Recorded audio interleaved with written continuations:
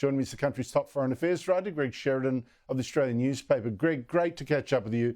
Look, you have said on this show for months, years even, Joe Biden is in mental decline. So why is it that the Biden that we saw in that debate, such a shock to many Democrats and so many top media outlets? Well, Andrew, it's great to be with you and welcome back. You know, the nation was distressed at your absence, but look, it's absurd. Anybody who's watched the videos knows that Biden has been in trouble for a couple of years. But I think that a lot of Democrats, a lot of people on the left in the media, and a lot of well-intentioned folks, see Donald Trump as the incarnation of a kind of transcendent evil, and therefore they think anything which stops Trump is morally justified. That's the only explanation for these insane prosecutions of Trump. I'm no fan of Trump myself, but I want reality and due process to take place. So until that debate, to criticise Biden for being plainly incompetent was somehow or other seen as aiding the return of Trump. But there's another thing I'd like to point out to you here, which is that Biden is actually an extremely unattractive character. His extreme selfishness in hanging on to the presidency when he is manifestly unfit for the job, as the whole world saw, means that the Democratic Party is in a terrible mess. America is in a terrible mess. You can't make him stand down unless he wants to. He's unbelievably stubborn, like most men who run for the presidency. He just believes he's the greatest, gift to God's green earth that has ever been discovered. And now you've got both sides of politics with really very bad candidates, although Biden is plainly far worse. And this is a mess of Biden's making.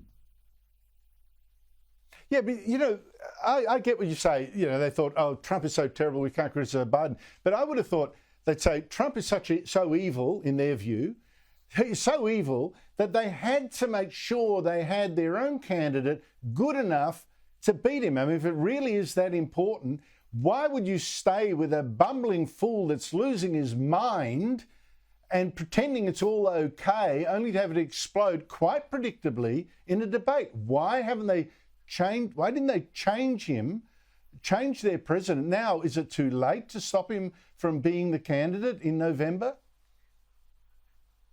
Well, it's too late unless he agrees. So in all this will sound very strange, Andrew, but let me put this to you. In all this, we mustn't underestimate Biden. Biden is unbelievably stubborn and, in a way, quite skillful.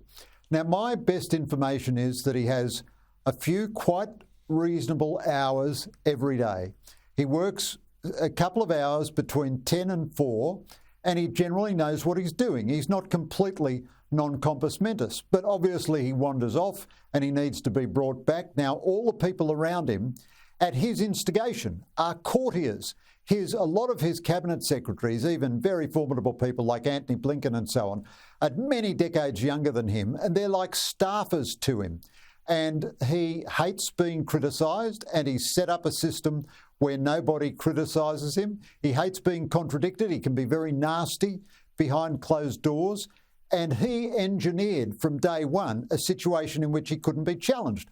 I mean, he chose Kamala Harris as vice president, partly because she ticked the identity politics boxes, but in my view, mainly because she was such an uninspiring alternative. Lots of presidents have done this. Nixon chose Agnew and Ford because he thought they were hopeless and no one would ever go to them as an alternative to him. Franklin Delano Roosevelt, the guy he had as vice president before he switched to Harry Truman, was barking mad. And Menzies exiled a lot of potential leaders, Spender and Barwick and so on.